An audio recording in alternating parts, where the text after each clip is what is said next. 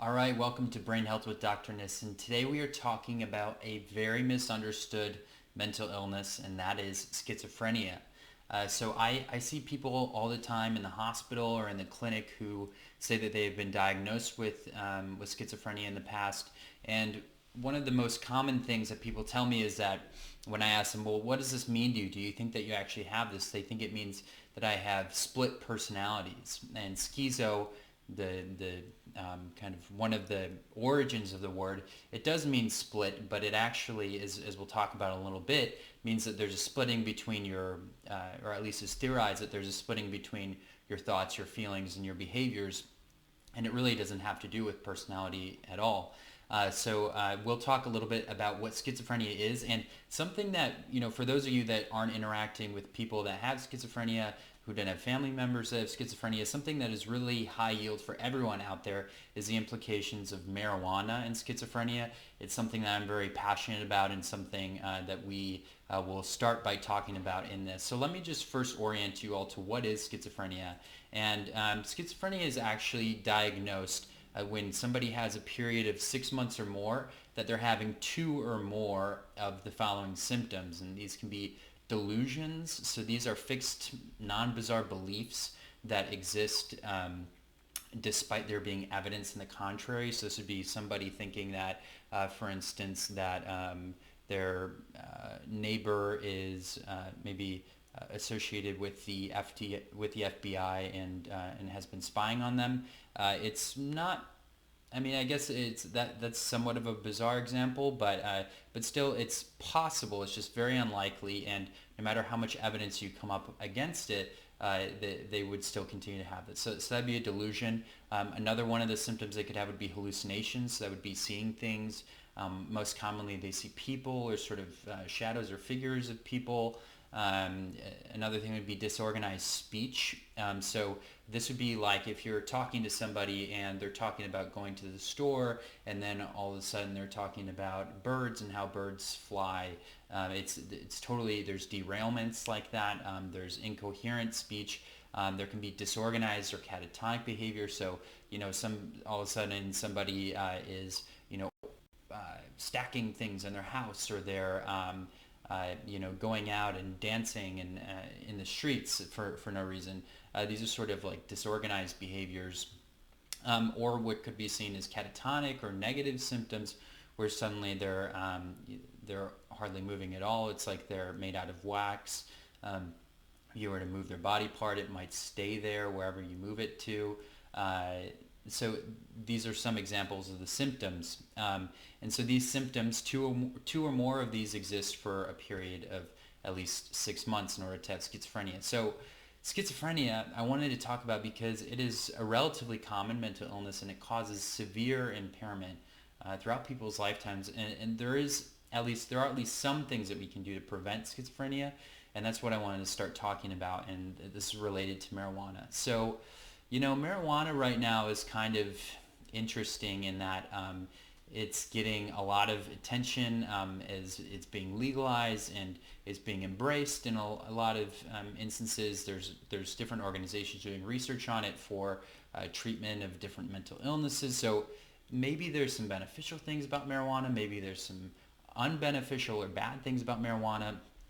I feel moved to talk about marijuana and schizophrenia because I see over and over and over that of my patients with schizophrenia, they were heavy marijuana users in their adolescent and early young adult years. And that's actually been something that's been known for a long time, and now some people seem to believe that that's not true, but really there's pretty good research pointing to the fact that there is risk for triggering schizophrenia by smoking marijuana heavily in young adulthood and in adolescence.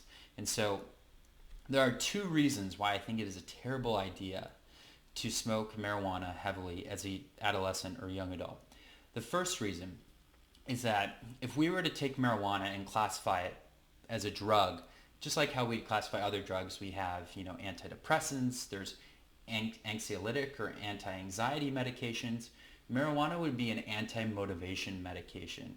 It'd be, so, in somebody, perhaps there are certain people who are kind of overly sort of motivated or intense, and maybe those people might, feel like marijuana makes them better. But for somebody that is in adolescence or young adulthood, the last thing that you want to do is take something that's going to cut out your motivation, your drive, your drive to succeed and make something of your life. You want to keep as much of that as possible as a young adult and as an adolescent. So that is the number one reason why I think it is a terrible idea to smoke marijuana heavily as a young adult.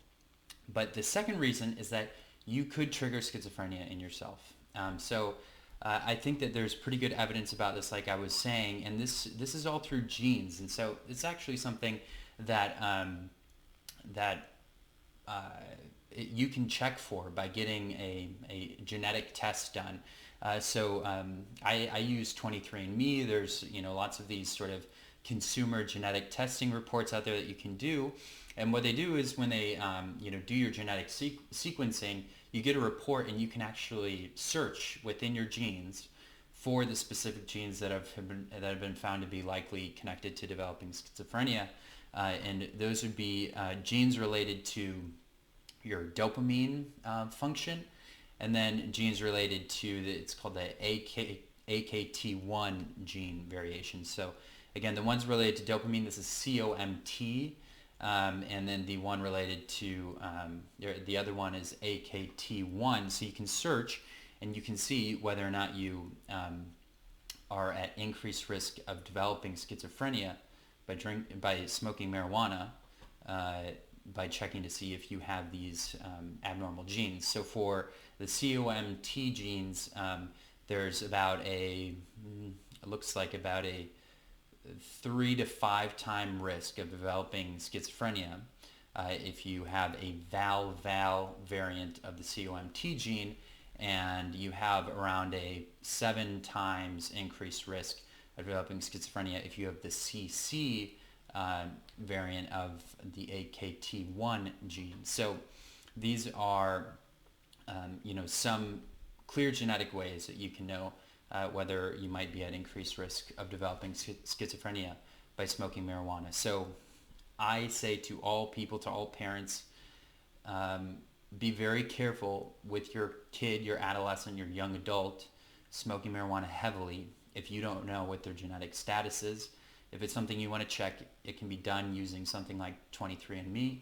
And, if you aren't at increased risk, and you just want to take something that lessens your motivation, go ahead. Smoking anything is bad for your lungs also, but, go ahead. If you are worried about developing schizophrenia and you have those risks, then it's definitely something that you should avoid. All right. So that is that with regards to the marijuana component of schizophrenia. But schizophrenia, aside from the genetic risks related to marijuana, there are genetic risks that demonstrate that as a mental illness, there's a strong biological component. And this is happening for just about every mental illness out there, for depression, for PTSD, for bipolar disorder. We're seeing, for addictions as well, we're seeing the ways that genetics, kind of may put us at risk. So they did studies looking at twins for those that have schizophrenia, and in monozygotic twins, these are the twins that are genetically identical. It is shown that there's a 50% concordance of schizophrenia. So that means that if there's 2 identical twins and one sibling has schizophrenia, there's a 50% chance that the other sibling will have schizophrenia. Now, for the whole population, it's only about a 1% risk of developing schizophrenia. So it means that there's a 50 times greater risk of developing schizophrenia if your identical twin has it. This drops if you're twins but you're non-identical to 10%. And then for siblings, I think actually, it's the same. It's 10% for first-degree relatives and non-identical twins. So you have a 10 times risk of developing schizophrenia if you have a first-degree relative that has schizophrenia. It shows that there's clearly a genetic component here. And basically, the way to think about schizophrenia is that there are genetic components, but then there's these epigenetic components, which is epigenetic components being all of the components in the environment that may trigger us to develop things. Our our genetics, instead of being like a code that, goes straight from gene to expression to, so, whatever you have in your genes, you automatically become. In reality, epigenetics shows us that based on our genetics, we have different risks of being triggered by different things in the environment. That's what epigenetics is looking at. What are the environmental triggers that cause things that are abnormal or strange in our genes to become activated and to cause problems in our lives? And so that's likely what's happening in schizophrenia, is that there are people that are at increased genetic risk. They might not get it, but if they get the right environmental triggers, they will develop schizophrenia. So there have been specific genes that have been looked at. There's these alpha-7 nicotinic receptors, DISC1, GRM3, COMT, like I talked about. So there's many different ways that your genes are involved in schizophrenia.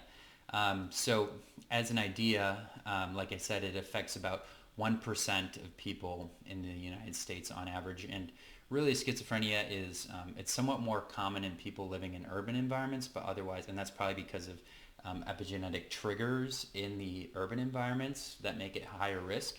But otherwise, it's present across, all human groups across the world. So there are a few sort of things that have been noticed that are really interesting about schizophrenia, which is, first of all, that it's been noticed that there's higher incidence of schizophrenia in those that are born in northern hemispheres between January and April. So what's happening January to April? Well, this is the late winter and early spring. It's when viral infections are at their highest. And so there's been theorized to be a role of viral infections in being an epigenetic trigger of developing schizophrenia. Similarly, there's been an association between maternal starvation during pregnancy and developing schizophrenia. There was this Dutch hunger winter of 1944, and during this period there was this famine, and so all these women that were pregnant at that time, delivered their baby, were found to have a twofold increase of schizophrenia during that time. So leading to the theory that maybe there's a role of starvation in it as well. So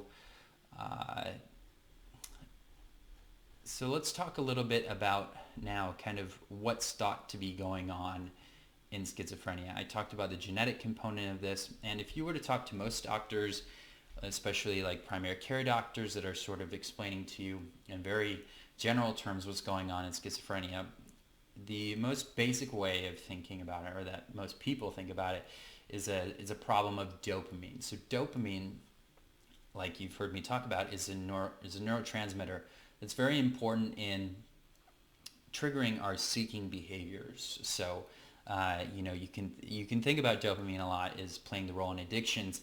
People talk about dopamine as a pleasure neurotransmitter, but that's not true.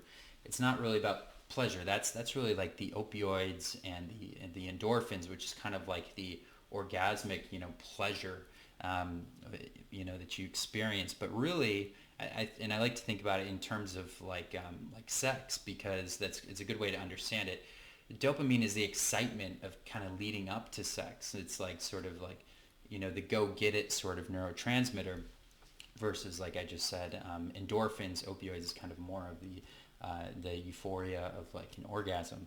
And so so dopamine, although it's related to our kind of seeking behavior and excitement, dopamine is also related to movements and to hallucinations. So dopamine is understood well through Parkinson's disease. So people that have Parkinson's disease have low dopamine because of the usually due to the degradation of their substantia nigra, which is the part of the brain that produces most of the body's dopamine. And so as you get less and less dopamine, what happens is people, their movements change. That's what's seen in Parkinson's disease. So you can develop tremors. In Parkinson's disease, they develop can develop like a pill rolling tremor.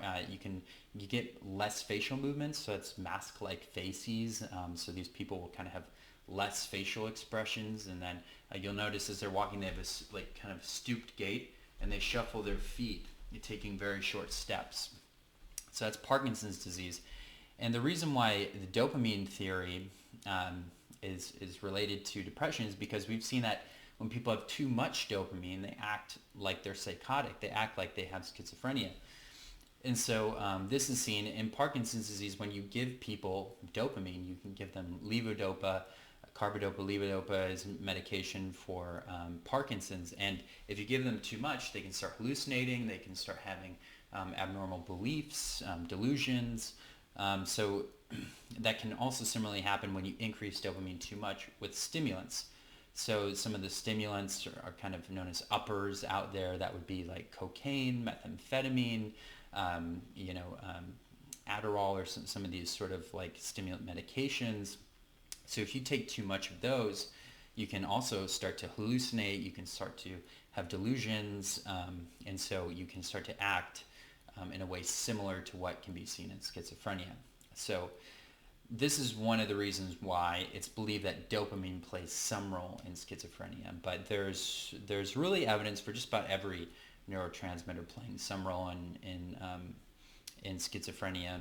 For instance, one of the most effective antipsychotic medications given to stop schizophrenia or to treat schizophrenia is clozapine, which it actually works through adjusting serotonin function. So serotonin being another neurotransmitter that's likely involved.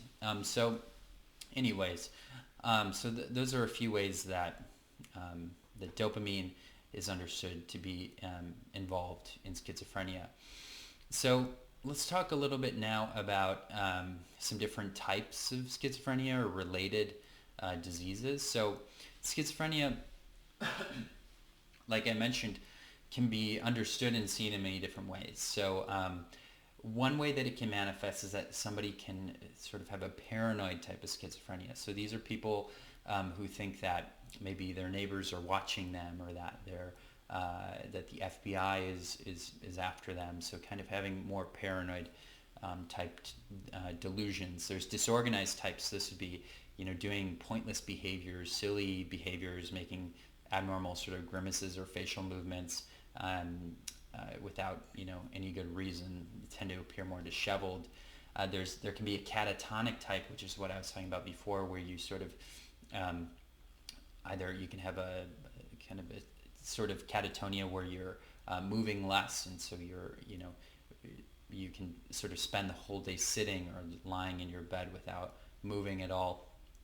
And usually, this is important to know, usually schizophrenia has an onset that's earlier in young adulthood. So this is why, at my hospital, in my work, in a lot of different hospitals, you see a lot of like college students and young adults, because it is most common for schizophrenia to appear, in those young adult ages. So for males, it's around average age of 10 to 25, so really mostly around like that college age of sort of like 17 to like 23 is a higher risk period for men. Again, perhaps another reason why it's really good to avoid marijuana during that period. And for women, it tends to be slightly older. So there's a peak around ages 25 to 35, and then another peak in middle age. As I was talking about before, you can have late onset schizophrenia, which would be after age 45, which happens more commonly in women. It's a lower risk type of schizophrenia. But schizophrenia can be sort of confused for other illnesses. So whenever you start to notice somebody acting delusional or hallucinating, acting more disorganized, there are some very common things to consider whether or not this might not really be schizophrenia.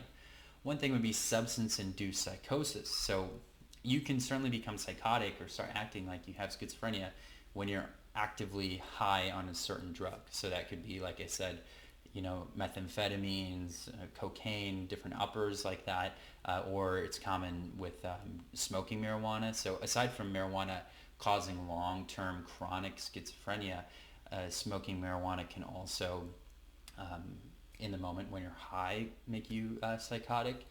And then another common thing is delirium. So delirium, like you might think of in old folks who start acting very differently, this is very commonly seen when they're sick, when they're in the hospital, that all of a sudden they start, hallucinating, thinking that somebody is, attacking them. They might start punching you, thinking that you're attacking them, even though you're their loved one.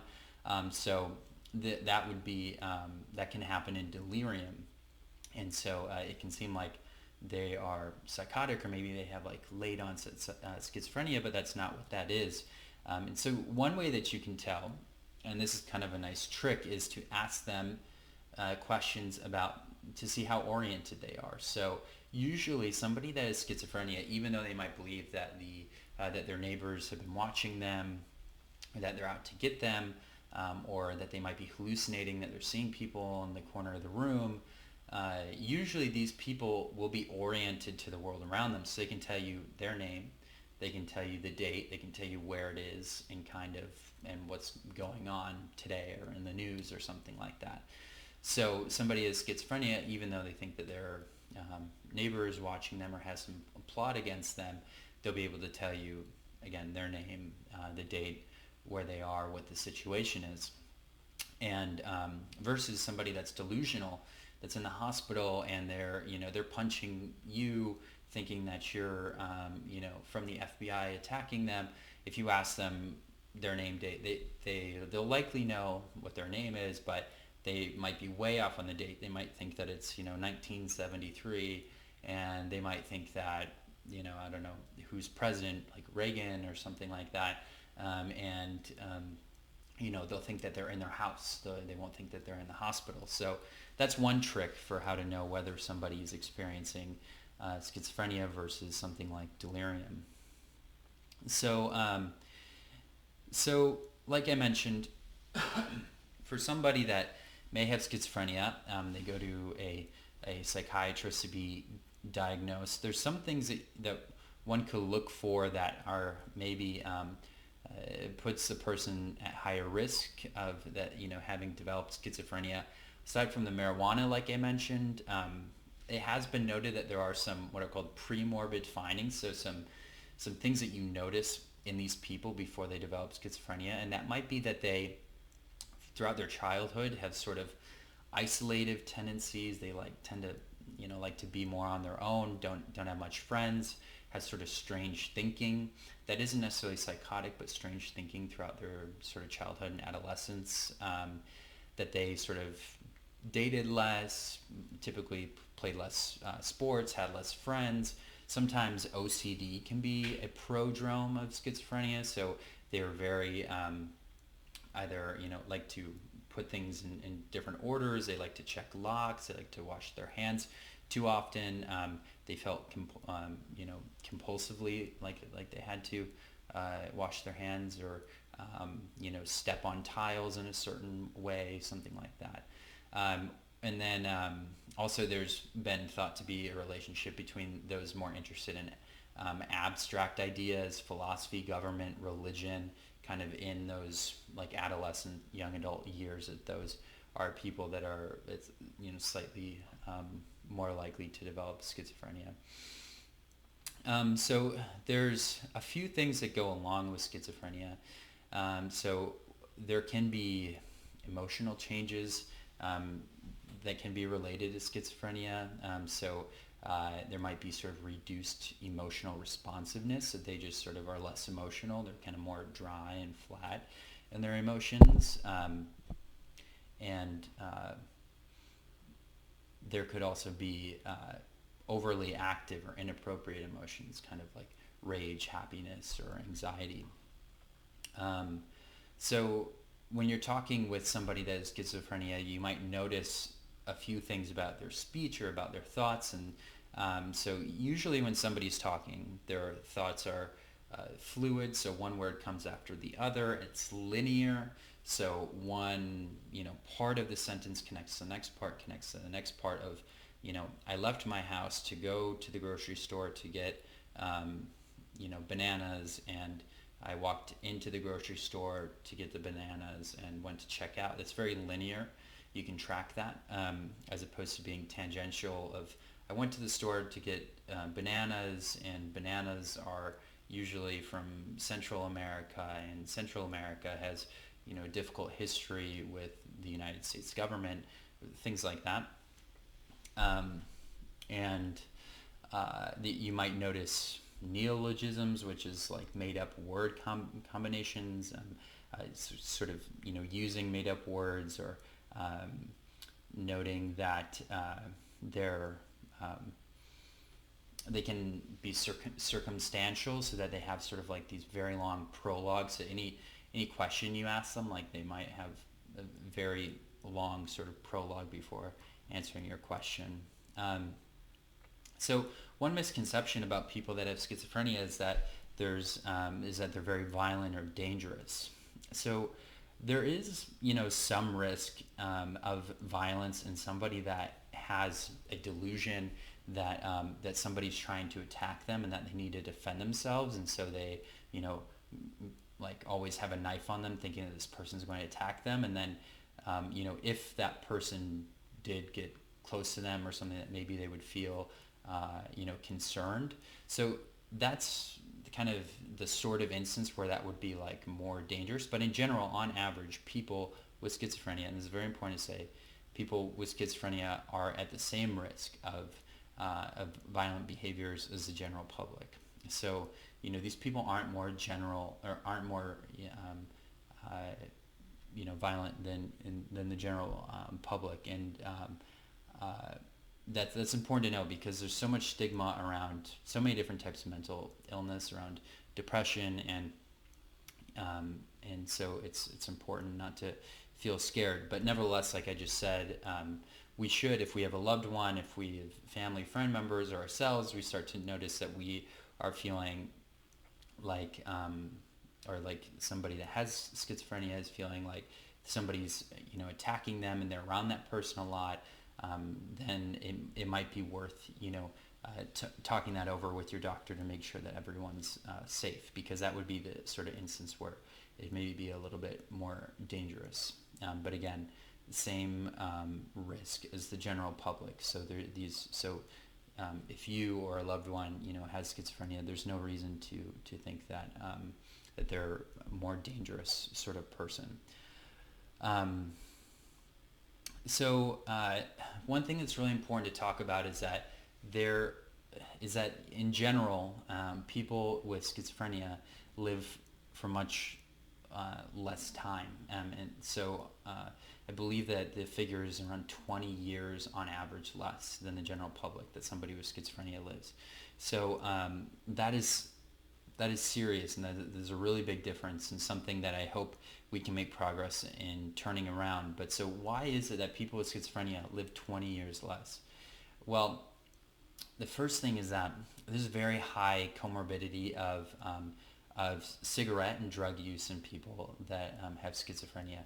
So a very high percentage of people with schizophrenia smoke cigarettes and smoke very heavily. So of course that increases your risk of lung cancer and of atherosclerosis or vascular disease, hardening of your arteries. So that's one of the big risks. But because of the other drug use, there's higher rates of HIV/AIDS. There's higher risk as well of just poor diet, and so that can lead to metabolic illness. And actually part of this is related to medications as well. So we'll talk about medications in a little bit, but medications, antipsychotics, are really, really important and really beneficial for the treatment of schizophrenia. And nevertheless, there are some antipsychotics that can increase your cholesterol and put you at higher risk of diabetes and things like that. So people with schizophrenia need to be a lot more vigilant about their their metabolic risk factors, or kind of how much exercise and dieting they're doing. So a few things before we talk about a little bit more about those treatments. So I mentioned how schizophrenia is diagnosed, and I mentioned some of the medical causes that can, or some of the medical things that can look a lot like schizophrenia. But another thing, there's several other illnesses or disorders that are kind of like cousins to schizophrenia. So that'd be a brief psychotic disorder. So this is if somebody kind of has schizophrenia-like symptoms, but it's lasting for like only a day to a month. That'd be a brief psychotic disorder. Somebody could have schizophreniform disorder if it's lasting from 1 to 6 months, and then of course, like I said, schizophrenia if it's greater than 6 months. Additionally, if somebody tends to have like depression that goes along with it, or they have increased energy or mania going along with their schizophrenia, then that would be schizoaffective disorder. And then there's delusional disorders, which, like I said, with delusions, they're non-bizarre beliefs that are held contrary to evidence, persisting for greater than 1 month. So this would be, not necessarily hallucinations like you'd see in schizophrenia, or like acting more disorganized, but in delusional disorders, there's just a fixed delusion that regardless of how much evidence you present to the person, they don't change their mind about this abnormal belief. So unfortunately, the prognosis, fortunately or unfortunately, the prognosis for schizophrenia can be bad, but can be a lot better with treatment. So in people that get treatment, all of the antipsychotic medications, so these are medications that mostly act on dopamine to treat schizophrenia. Some of them act a little bit more on serotonin, but they all have, kind of act on dopamine to some degree. These medications have a pretty good response for schizophrenia.